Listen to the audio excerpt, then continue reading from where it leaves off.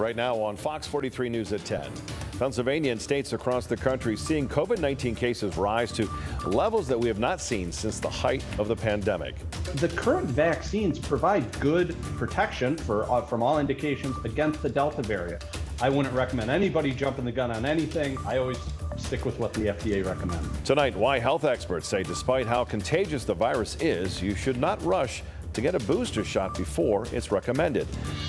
And remnants of once tropical storm HENRI are winding its way through the rest of the Northeast. We're tracking where the rain goes from here and how Pennsylvanians are helping with the cleanup efforts.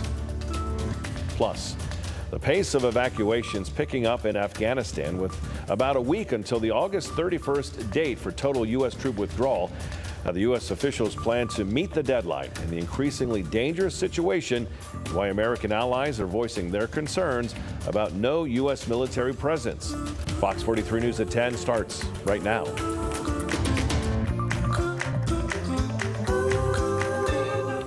Well, the FDA today authorizing full approval to the PFIZER COVID-19 vaccine, the first vaccine to receive the designation. Thanks for joining us tonight for Fox 43 News at 10. I'm Evan Forrester. Health experts expect this approval may lead to even more vaccine requirements in companies, businesses, and schools. Acting Commissioner of the Food and Drug Administration, Janet Woodcock, discussing the FDA's decision, saying she hopes the stamp of approval from the FDA will help convince those who are unvaccinated to trust the science and get the shot. We're acutely aware that vaccines are one of our greatest weapons against the virus. And we know that vaccine approval holds the promise of altering the course of the pandemic in the United States, and that for some, an FDA-approved COVID vaccine may instill in them the confidence to go and get vaccinated. But we want to underscore that our efforts to move as quickly as possible have in no way sacrificed scientific standards or the integrity of our process.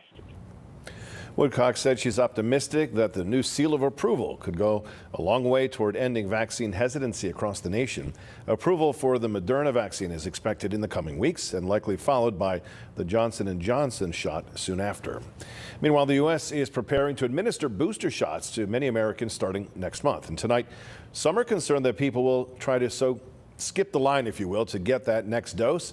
Fox 43's Madeline Cudahy joining us now with why health experts say that's not necessary. Evan, it's not. And when I spoke with Dr. Eric Hefty from Harrisburg University, he had a lot to say, and he wanted people to know that the reason boosters are rolling out so soon is so we can stay ahead of the virus and not because current vaccines aren't doing their job. When it comes to booster shots, unlike last year's rush to get a vaccine, Dr. Eric Hefty cautions not to jump the gun or the line on when you might actually need a booster shot. I wouldn't recommend anybody jumping the gun on anything. I always stick with what the FDA recommends. So why shouldn't we be clamoring for a booster dose right away?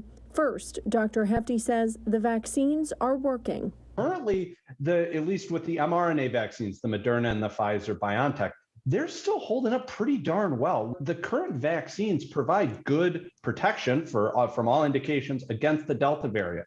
Secondly, the reason the FDA is rolling out boosters is to try and get ahead of the virus. The idea of the booster shot is having it ready to go so that if we do see that waning immunity, we can immediately jump in and there won't be that gap that's going to be coming potentially at a critical time in the fall. More back to school, more indoor activities, all of these things. So I think the most prudent advice that I would stick to is follow what the FDA recommends. And lastly, Dr. Hefty says that while you may be anxious to get a booster, all evidence says that right now within the 8-month time frame, you're still protected. Traditionally, boosters have been effective at stimulating the immune system to fight infection when that original immune response that's generated from that initial vaccine starts to wane, because that's not what the evidence shows. And again, we still see good protection from the mRNA vaccines.